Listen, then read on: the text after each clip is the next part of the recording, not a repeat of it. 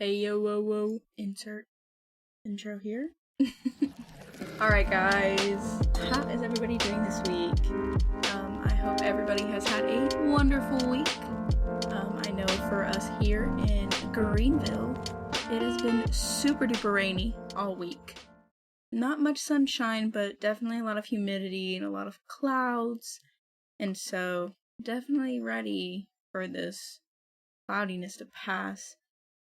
Alright, I think I'll get this, this week's show started with where I left off last week. So last week I actually had recorded extra to add to the first bit of the podcast, but somehow my audio was lost. I'm not sure if that was a Joanna error, if that was a technology issue, if that was anything else, but nonetheless I lost about 45 minutes of audio. And in those 45 minutes, I kind of talked about my first couple days as a new transit trainee, and I talked about what it was like on the road. And just to give you a little scoop, my buses can be 30 to 50 feet long, and they weigh about 19.8 tons. The majority of the buses, I can fit roughly 40 passengers standing, 48 sitting, for a total of 88 passengers. So, definitely a lot different than just regular driving. I kind of wanted to share some of the stuff I have kind of realized in driving for transit. A few things I've realized is you do have to be a bully on the road. I am a big bus, and sometimes people don't see big purple bus, and that's really scary. I take training. I go through rigorous amounts of training and testing and evaluations to make sure that I am a comparable and confident driver who is, eligible and a good fit for the driver's seat of a bus. But what they don't tell you until you really get behind the wheel is how much people do not care. I grew up, my biological mother, her brother was a semi-truck driver. And so I was used to kind of be more courteous to truck drivers and to pay attention. And if I was going to be in their blind spot, I only wanted to be in their blind spot for a few seconds. I felt like I was always cautious. And in the past week, I kind of want to share some of my experiences. So to start, like I said, you do have to be a bully. I have to ride my yellow line because sometimes the white line isn't there. So it's easier for me. Oh my God. Jesus Christ. Sorry, one of the cats just decided to mount my chair and act like it's a steel beam or something. What are you doing, dude? What are you doing? Okay, they've dismounted. I have to, hug my yellow line just to make sure that I stay on the road and I do not go into the ditch. The majority of the time, buses are going to ride in the right lane just because we're slower and we're heavier and it takes us a little bit longer to accelerate. I've noticed that people will jet around me.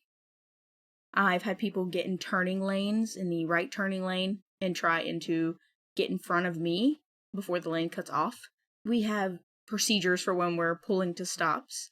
We have to right turn signal, four-way flashers, and then left turn signal out. Well, I had my left turn signal out, and I checked. I did my intersection checks, and my trainer did my intersection check with me just to make sure.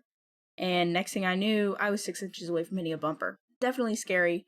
A lot of that stuff can shake you up, but it does take some kind of getting used to for sure, but also it takes the ability to be confident in your driving to know that you've done everything you can do. Along with the extensive training I go through, there's extensive procedures for if accidents happen, and they're going to do everything that they can do to make sure that this accident wasn't your fault. So definitely have to make sure you're on your P's and Q's, because I think there's about 6 cameras on my bus, and I think 3 to 4 of those are pointing at me or near me, at least for the inside of the bus. So definitely some things to be mindful of. Another thing I have learned is that my little 2019 4-door sedan is not a bus. And what I mean by that is when you stop in a bus, you have to stop before a stop sign or before the yellow line in an intersection. And if you're stopping behind a vehicle, you need to give at least 1 car length of space in between you and that vehicle. And ever since I've started driving, last week I drove 4 days in a row, I think. And I think some of those days were 2 sessions a day. So I was driving for 4 to 6 hours a day with breaks in between. By the time I'd get in my car at night, I would still think, I guess my brain was still kind of hardwired to think that I was driving this bus. And so I would stop way behind the white line, or way behind a car, or way behind a stop sign. And I know that's way safer. Count how many times I can say way in a sentence. I know that's definitely safer to do it that way. But it's definitely not what I'm used to. I do notice that my body already adjusted to sitting up higher. So now that I'm in my little car, I have to pump my seat up as high as it'll go to feel like I see everything. Another thing that we do is we stop at our railroad signs, which is actually law for CDL drivers. And you would be amazed how many people do not stop at these railroad crossings. Mind you, this railroad crossing violation, if you do not stop and somebody catches you, it is a $10,000 fine. Not $1,000, not $10. It is a $10,000 fine. I know that my company is very, very, very, very adamant about stopping. Even for training purposes, even if I go through 4 in one stretch of road, they will make me stop. And they'll make me do everything because our luck, we do not want to get pulled over. So that's definitely something adjusting to. Another, it's not, I don't know if it's kind of cool, but to me, it's kind of cool. Is I get to see a whole lot of campus that I didn't get to see before. You know, with being a school circulating bus or just a bus system in general, you get to know a lot about your area. And I moved to Greenville in January, but I had been here since last August in the dorms. And, you just don't get to see a lot of that stuff because, you only go to where you know. And because of COVID, everything wasn't happening. All the stores weren't open. Not everything was open and ready and allowing people for capacity issues. And so a lot of these places I had never even seen filled to the brim. And now we can see all of it. And it's really exciting to see parts of campus I've never seen before because all of my classes were online because of COVID-19. One other thing that we do as drivers is during training, we call out our bridges.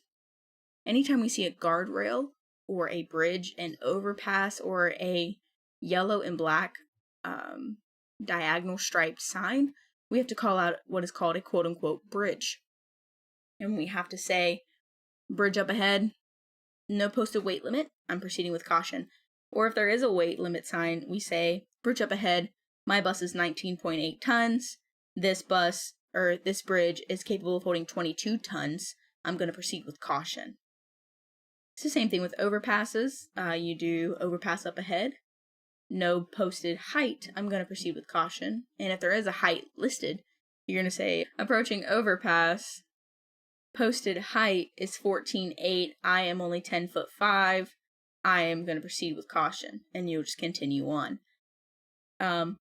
To kind of give you an idea of how rigorous this is, next week, or this coming up week, so it'll be the week you guys listen to this, hopefully, fingers crossed, I have to take it's roughly like a 3-day process.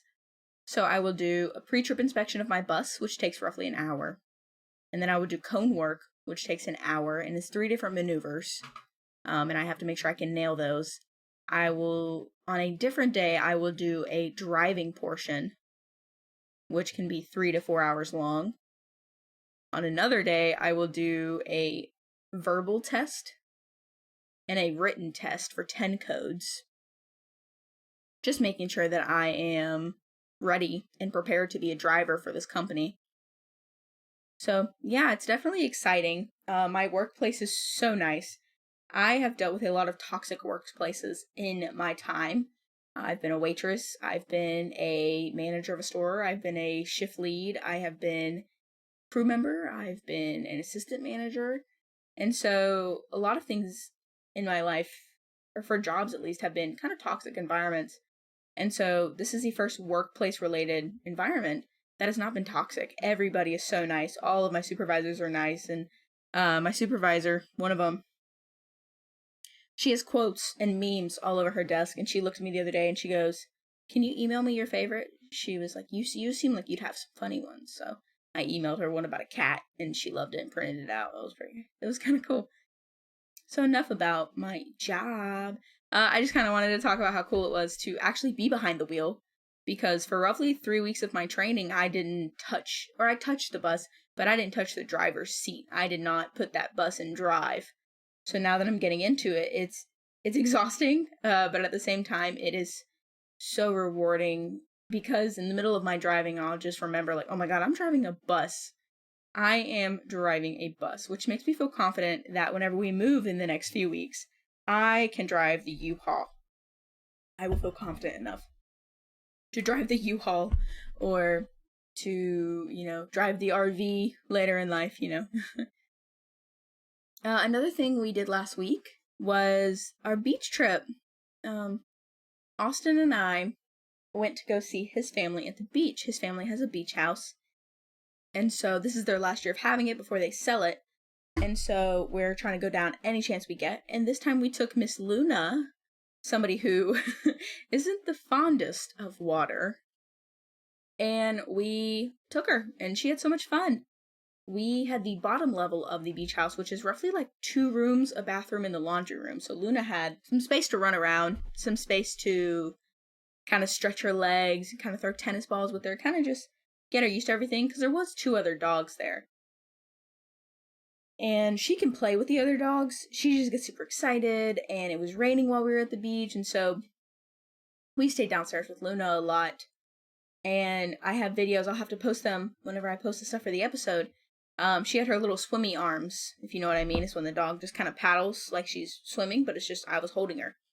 And then the next day, we took her back out again, and she ran in a lagoon, which Austin is recording that video, and we're both genuinely shocked, because Luna's the type that she will pull herself out of her harness to get away from you and to get away from the water.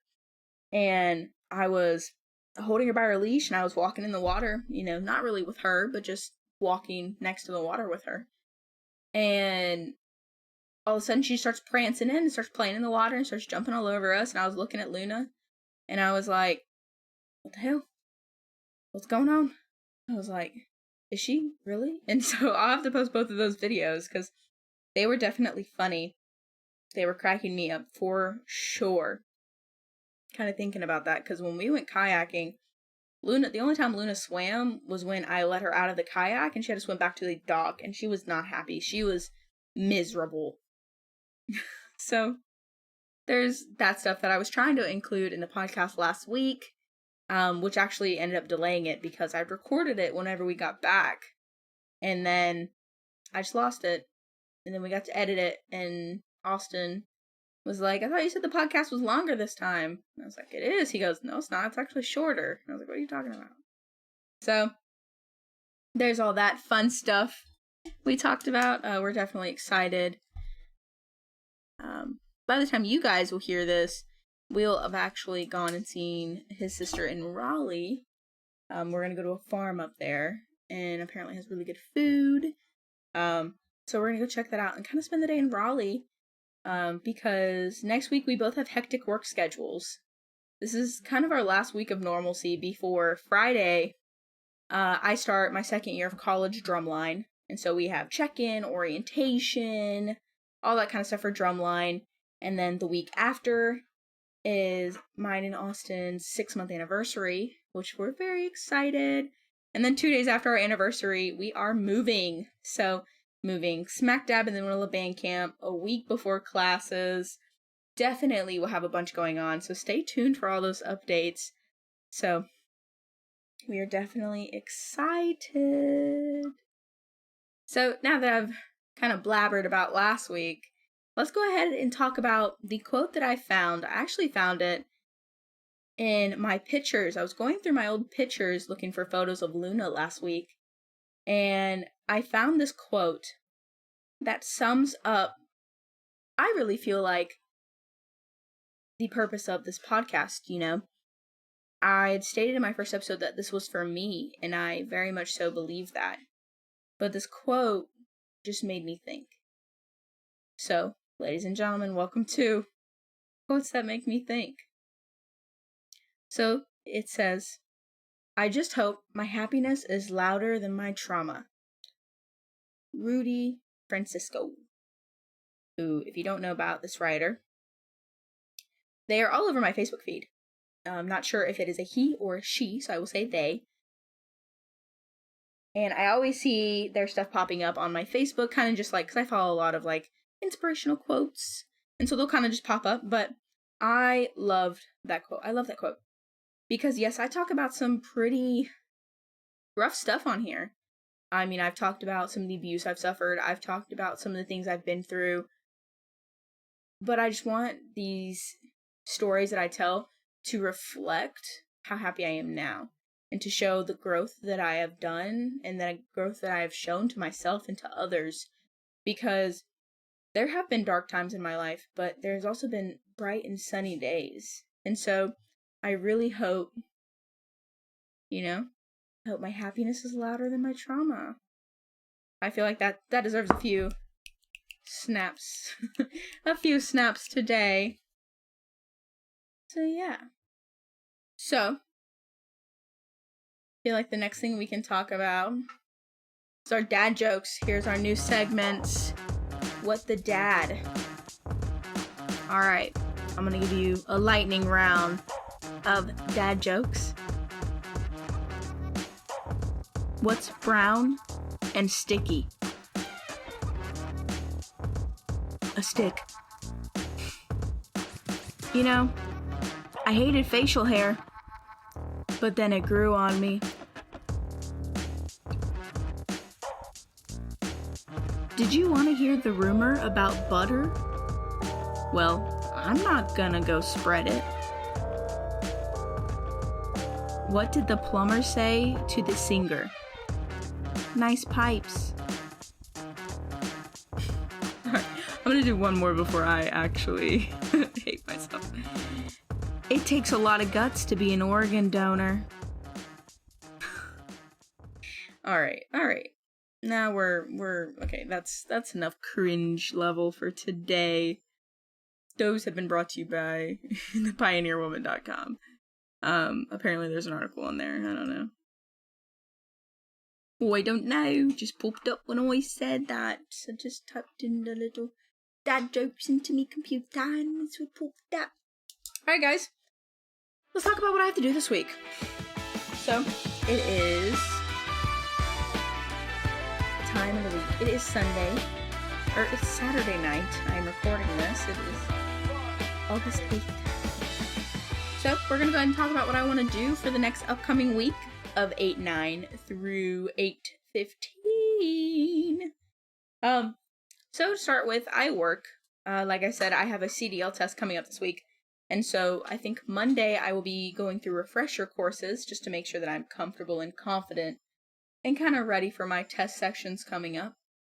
And then on Thursday, after my last test session, I think I'm going to try and sneak home. I haven't been home in a few months, so I think I'm going to go home for the night because my high school, they're having their 2-week band camp, and because I've been working so much and getting ready to move, I haven't been able to go. I think I'm going to try to catch the tail end of one of their days, and then on Friday, I will try to catch the beginning of their band camp. While I'm home, my parents and I are going to go out to dinner. I haven't seen my adopted parents in a few months, and so I'm going to go love on them, give my mom a big hug, because I miss my adopted mom very much. Gonna go love on everybody. My sister just recently had a baby boy, and I haven't seen Mr. Man. He's almost a month old, I think. So definitely gonna go see Mr. Man, go give him some big ol' aunt hugs and snuggles. And then Friday afternoon, I'm gonna be back in Greenville before 12:30, probably. We'll shoot for 1, because I have band camp orientation.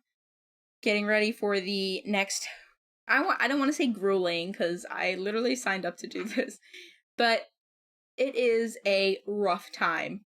band camp is the best and the worst time of your camp, or your college, or high school, or middle school. It's the best and the worst times.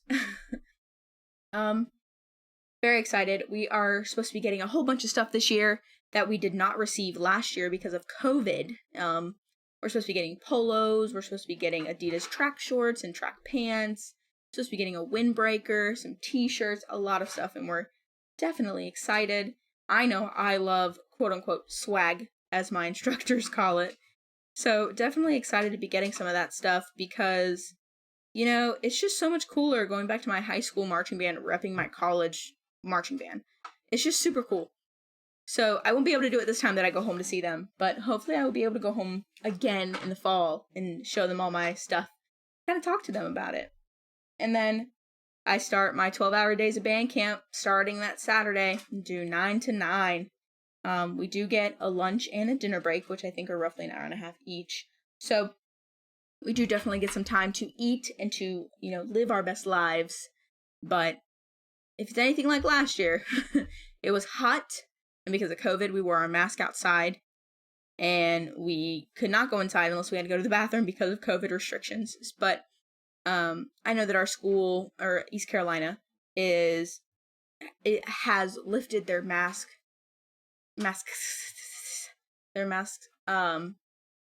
policy for outside as long as there's room for social distancing, which where we're going to be at, there's plenty of room for social distancing. And then for inside, we have been able to get access to an auxiliary gym that will hold the entire drum line. So we will be able to go inside, social distance, we can wear our masks, and we can be inside this time, which is going to be so nice because two things about East Carolina. It's always humid and it's always raining. Yes, Luna? Luna? Luna? What are you doing? What are you doing? Luna has a beanbag chair. Or I have a beanbag chair. It was a gift I got when I was going away to college. It was a East Carolina beanbag chair. And Miss Luna has claimed it. And one of our cats, Lucius, will lay in it. And she was barking at him because he was laying in her beanbag chair because she's a spoiled brat. Oh, she hurt me. Anyway, we are so excited. So Saturday I'll be doing that. And then Sunday is mine and Austin's 6-month anniversary. We're very excited. Luna! Austin and I are super excited. Every month we try to go do something with each other, just because life gets so crazy. And he works a lot, I work a lot, I do a lot of stuff outside of work and school, and so does he. And so, ma'am, thank you, love you, I love you, Luna, love you. And so it's just super nice, you know, we'll usually either go out to breakfast or dinner, or if I'm working super late, he'll cook dinner with me whenever I get home, and we just exchange little cards, and sometimes gifts. We just kind of reflect about the past month and the few months that we've had with each other, and it's just a really nice and sweet time.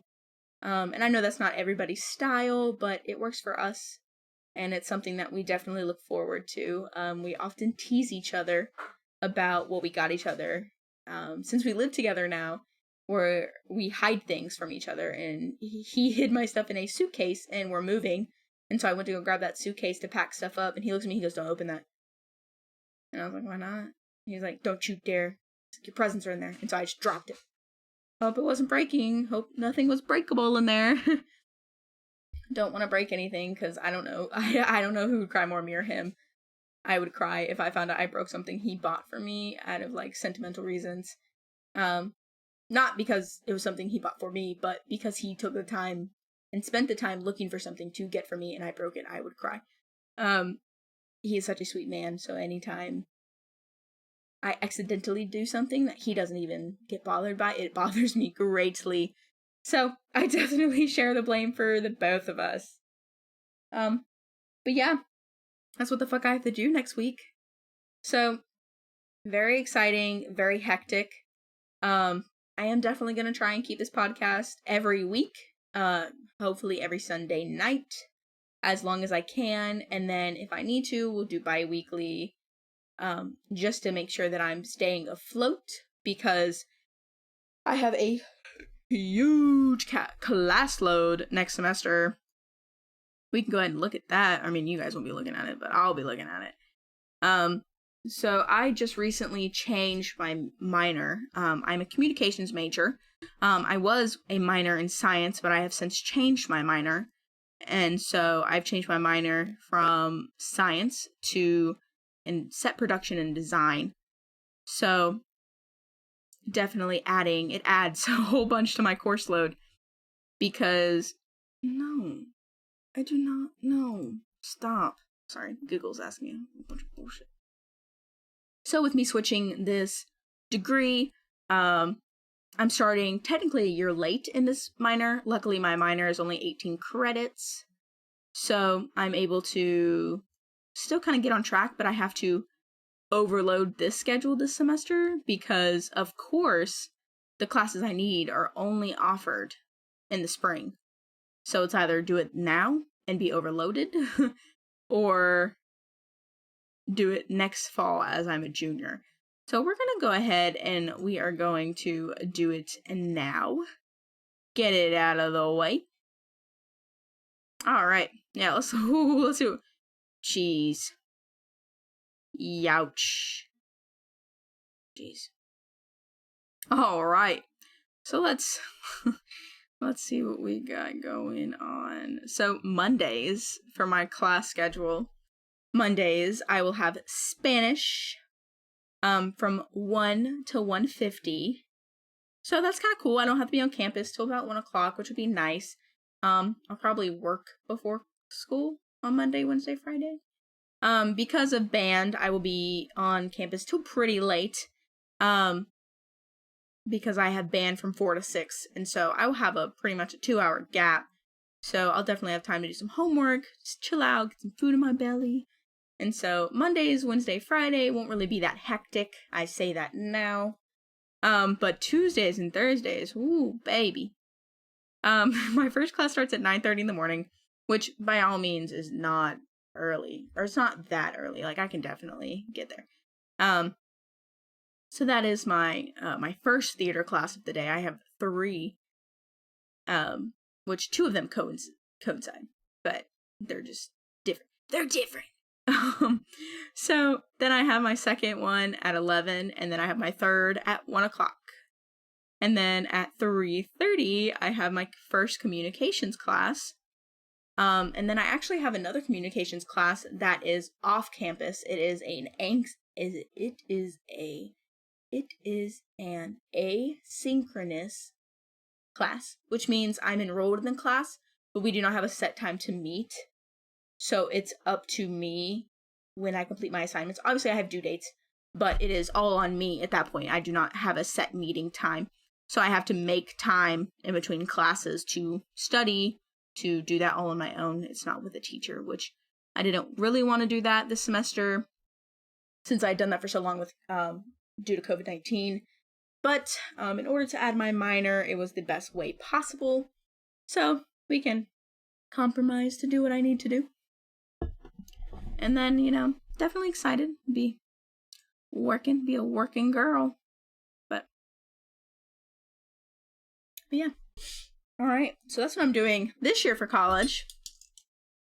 But yeah, one thing I talked to my advisor about the other day was how I was a little worried about my class load, and I just wanted to make sure that she thinks I would be able to handle everything.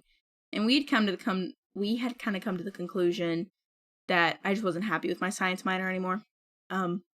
Ever since I was little, I thought I wanted to be a doctor.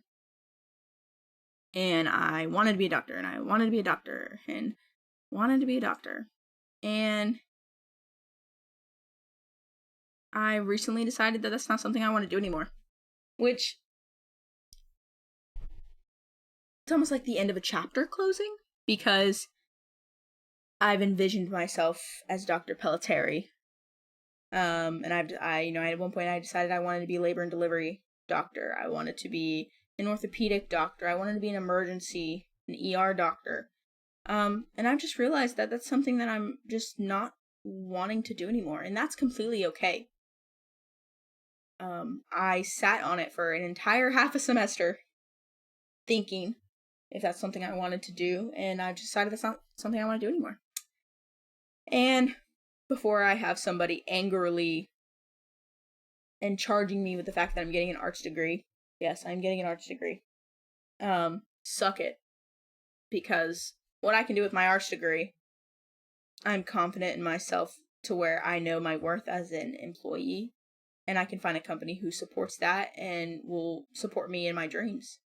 You know, I'm Googling something. So, my main major being communications. So, with communications, I can do so many things. Myself specifically, I am a journalism and broadcasting.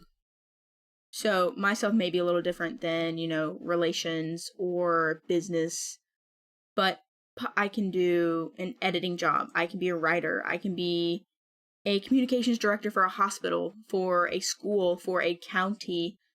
I can be a reporter. I can be an announcer. I can do radio hosting, and I can be in anything in human resources. Really, the sky's the limit on that. And so, adding my quote-unquote arts degree with that will not only widen my job field, but it'll give me so many more options, and it'll make me so much more versatile. And granted, so would a science minor, but I'm happier with my arts minor, so suck it. I'm doing what I want to do. It's my loans at the end of the day. I'm gonna do what the fuck I want.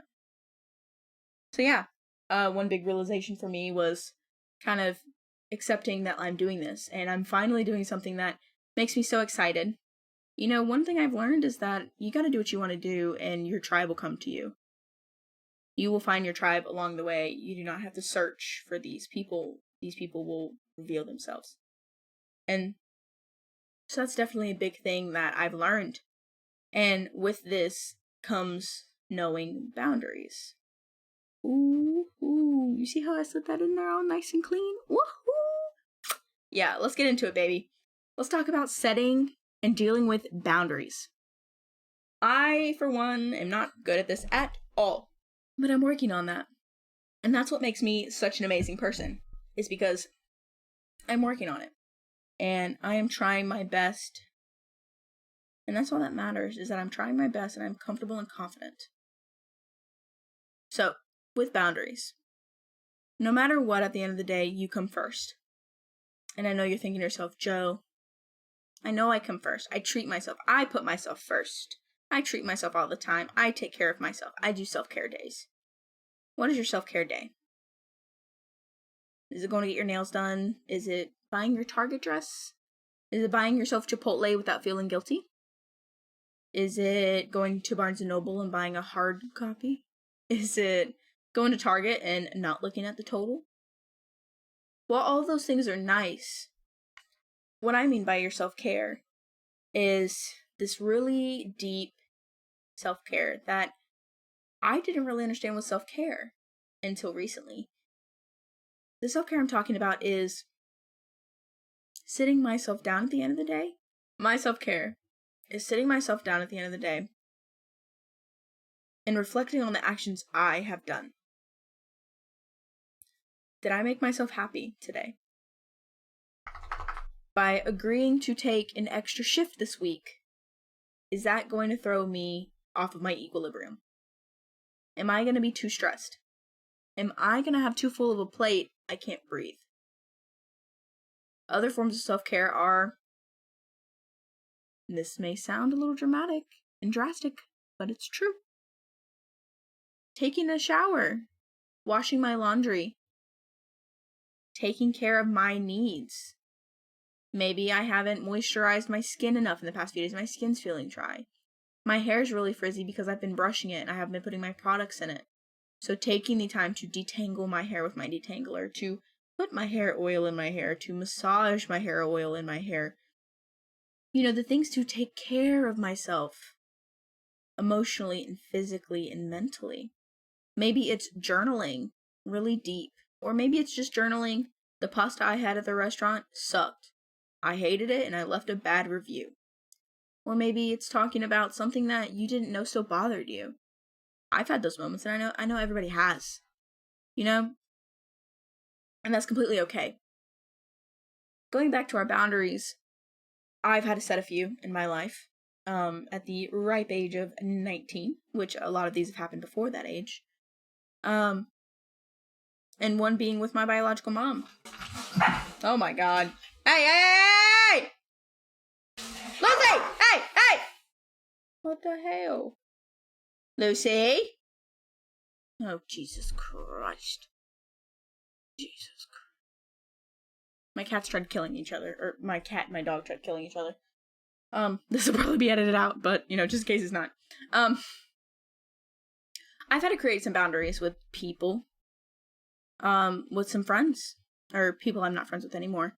I had to put boundaries in place, and once those boundaries were stepped on or not respected, I removed my boundary and removed myself from that relationship entirely.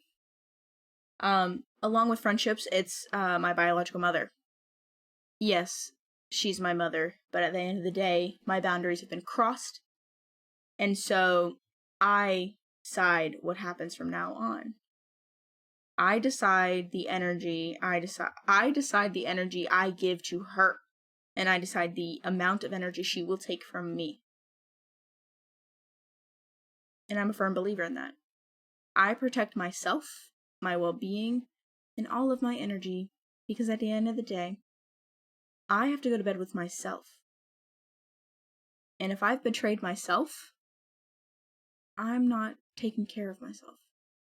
I am not respecting my own boundaries as a human being who has been through abuse and who is learning how to be a better person, and who at the same time is learning how not to be trampled on. And so I put these boundaries in place. And last week, they crossed. And they were not crossed by her, but they were crossed by me. I allowed them to be crossed. And it did hurt. It hurt me pretty deeply. I felt kind of used. I'm not really sure I want to get into it fully. But some things were said. And they started out in a different conversation and ended... And well, fuck it. They ended in my biological mother saying that she missed me and that she loved me. I haven't heard... Or, no, I shouldn't say heard, because this was over a text message. Which is the only contact I have with her. I haven't read or heard those words in probably well over a year. Because of these boundaries I've put in place. Because I do not care what your biological title is. If you only want to be a parent on the good days, you're not being a parent. There is no choosing sides in being a parent. And yes, I know I'm not a parent. But my adopted parents have stepped in and loved me on my good days, on my bad days, when I dated stupid boys, when I did stupid things. When I got my first speeding ticket, they laughed at me, helped me, get a lawyer. When I got hit by a deer and messed up my brand new car really bad, and I was frantically crying, they raced over to where I was, took care of me. Now, there are good times with my biological mother. There's also bad times. Those bad times are not going to be erased from my memory. Neither will those good times. But the boundary I'm putting in place is not letting my well-being be compromised. I do not let what she says affect me, because I've worked too hard to build myself up, and not to let anybody who is going to mistreat me in any way mess with the energy I put out. Because for so many years of my life, that woman used me for my accomplishments. Anytime I was a AB honor roll kid, beta club, I did anything in theater, I did anything in band, I did anything in the community, she was proud of me. She was proud of me on Facebook. She was proud of me to all of her friends, all of her family. And she would tell me she was proud of me every now and again, but it still didn't erase in her memory that I didn't do the dishes as soon as I got home from school. That instead of, cooking her dinner, I did homework. Simple things, trivial things that, I grew up being, the one in the wrong. And I'm not even trying to play victim here, but I grew up walking on eggshells, and I refuse to do that anymore. And so I've set boundaries in place. I do not reach out. It's really hard not to reach out because I do feel an obligation to reach out because she's my mother. But just because she is the woman who gave birth to me does not mean that she earned that title. Does not mean that she earns that title anymore. Not when I have I have an adopted mother who picks up my phone calls 30,000 times a day, and I have a stepmom who backs me up every second tenfold. I have two very strong and powerful women in my life who support me through everything. So I will not let somebody who only wants me when the payout is high. I refuse to be a lottery machine for her. I refuse to be used for my accomplishments and my good doings. But as soon as I do something bad, I don't get bragged about anymore. I refuse. And so I guess what I'm trying to blabber about here is set your boundaries with your friends, coworkers, best friends, boyfriends, girlfriends, any relationship, coworkers, bosses. Set a boundary. And if it gets crossed, talk to them about it or remove yourself entirely. And yes, it is hard. It is extremely hard. It is still hard for me to do that sometimes with people. At the end of the day, you owe it to yourself to be respectful of yourself, to be respectful of your happiness and your well-being. You deserve to be happy. You should not be sitting at home worrying about everything that you do and how it's affecting somebody else. You need to be worrying about yourself. You need to be so worried about yourself, you're almost being selfish. If you're a young adult like me, it is the time to be selfish. I'm in college. This is the time to brag about the tiny accomplishment I made in a mediocre class that probably won't matter in 10 years. That's okay to brag about. It is okay for me to boast and brag about the fact that I'm in a marching band in my college. It is completely okay for me to be selfish in the fact that I tell people, hey, I'm sorry, I'm busy. I have rehearsal.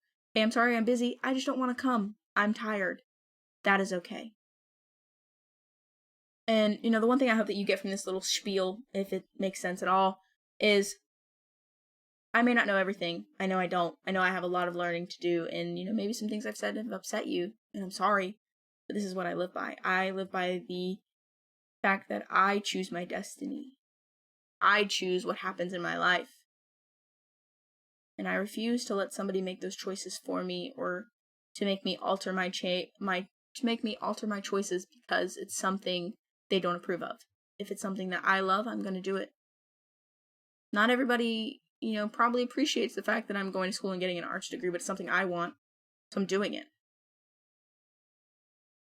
Maybe somebody doesn't approve the fact that I'm moving in with my boyfriend, or I moved in with my boyfriend after being with him for 5.5 months.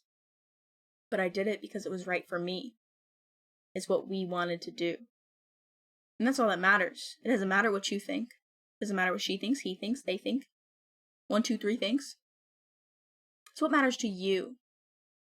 So it goes back to our first episode. Buy your fucking Target dress. Spend your fucking money. Because it's about you. It's your fucking life.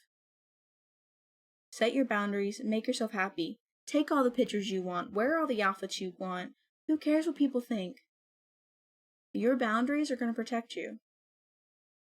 They're going to be like somebody, hyping you up in a street fight. They're going to be like, oh, you crossed the line? We backing out of the situation. And it's totally okay for, you to be on a date with somebody and them to cross a boundary of yours that they knew was there and you leave. You completely withdraw from the situation. So, like I said, I just hope you get from this that it is completely okay to be selfish and it is okay to take time to be yourself. It is okay to ask for help, and it is okay to cry. It is okay to sit in your floor and eat cereal at 2 a.m. Do what makes you happy, and do what makes you feel good. Now that I've rambled about my boundaries and taking care of myself as I sip out of my comfort water bottle. What the fuck? One thing I hope that you get from this is at the end of the day, you need to be happy with yourself. When you go to bed at night, don't have any regrets about what you did. Don't reenact those conversations. Don't reenact those conversational fights in the shower and you were like, oh, I could have said this, I could have said that. No, don't do it. Respect yourself. Respect your inner peace. Your people will come who respect you and respect that. That's what matters. So yeah, that is my spiel for the day. I'm so sorry if that sounded like a hodgepodge mess, but, you know, I hope at this point you guys are starting to, like, get into that. Because at the end of the day, you matter the most. Nobody else matters but you. To you. Obviously, if you have a significant other, they matter. But obviously they should be doing the same thing. Austin knows that I care for him very deeply. But at the same time, he knows that I have boundaries. And if he crosses a boundary, I'm going to be upset. And he has boundaries too, and if I cross them, he's going to be upset. It's all about push and pull. And you have to make sure that you are being respected and you are respecting yourself and others, but not at the cost of yourself. If that made any fucking sense at all. I know it made sense. I think it made sense. I think it made sense to me. That's all I know. Anyway, I think that's where I'm going to wrap it up today, guys. I'm going to go crawl in bed. It's pretty late now.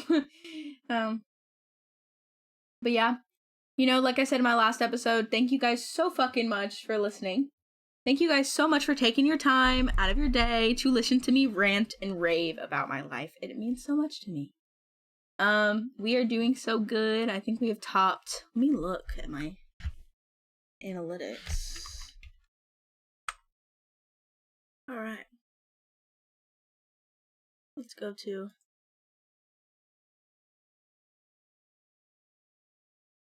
All right.